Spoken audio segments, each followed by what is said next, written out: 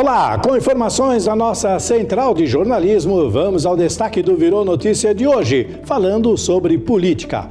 O relatório sobre a reforma tributária deve ser analisado no dia 7 de novembro pela Comissão de Constituição e Justiça, CCJ. Já no plenário, a votação deve ocorrer entre os dias 7 e 9 de novembro. É o que anunciou o relator, senador Eduardo Braga, do MDB do Amazonas, após uma reunião com governadores e secretários do Conselho de Desenvolvimento e Integração Sul.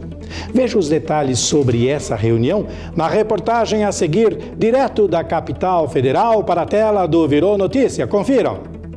Os governadores do Conselho de Desenvolvimento e Integração Sul discutiram na reunião com o relator da reforma tributária, senador Eduardo Braga, pontos que consideram importantes na reforma, como os modelos de tributação estaduais e as participações no Fundo de Desenvolvimento Regional. Reforçamos as nossas posições sobre esses pontos. A preocupação sobre a situação em que a União começa a tributação do CBS antes da entrada do IBS dos estados, que é uma preocupação em que haja salvaguardas para evitar que a União avance na base de arrecadação, fazendo com que quando os estados venham fazer a sua parte da tributação, tenha já um exaurimento da carga tributária, né? Então a gente entende que é importante ter mecanismos de salvaguardas, é um ponto que foi tratado e a gente entende que isso é perfeitamente conciliável.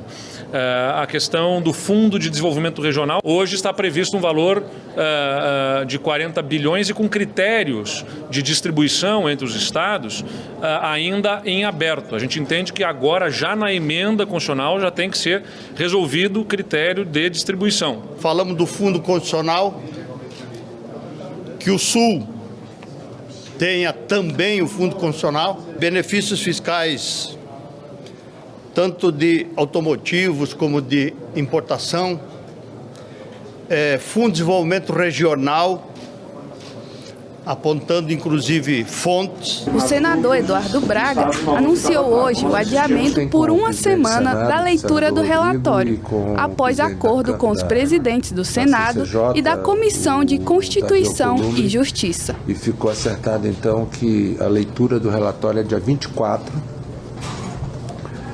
na CCJ, e aí haverá obviamente vistas coletivas, tem o feriado no meio, e isso fará com que muito provavelmente a deliberação será no dia 7 na CCJ e plenário 7, 8 e 9.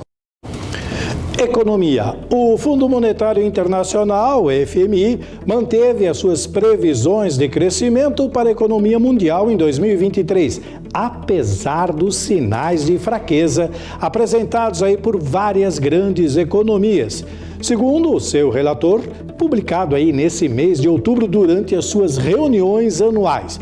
Vamos então acompanhar agora, com som e imagens na tela do Virou Notícia, os detalhes sobre essa previsão do FMI. Previsão mantida.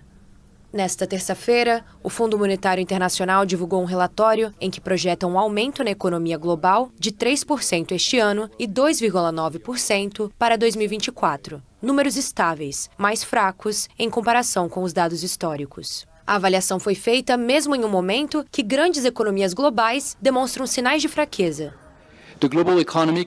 A economia global continua a se recuperar da pandemia e da invasão russa na Ucrânia, mostrando uma resiliência notável. No entanto, o crescimento continua lento e desigual. A economia mundial está mancando, não correndo.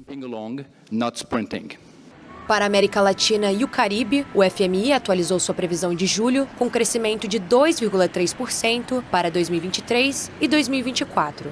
No entanto, há uma desaceleração em relação a 2022 por conta de políticas monetárias mais rígidas, baixo crescimento nas economias avançadas e queda nos preços das commodities. A agência melhorou ligeiramente as previsões para o Brasil e também para o México, graças, em parte, à reestruturação das cadeias de suprimentos entre a China e os Estados Unidos, o que os beneficia. Em ambos os casos, o crescimento esperado para este ano é superior a 3%, ao contrário da Argentina, que vai registrar uma contração de 2,5% e uma inflação projetada de 121,7% para este ano. Logo mais então voltaremos com mais um boletim. Continuem agora com a nossa programação normal. Gilda Toreira, direto dos estúdios do Virou Notícia, aqui em São Paulo.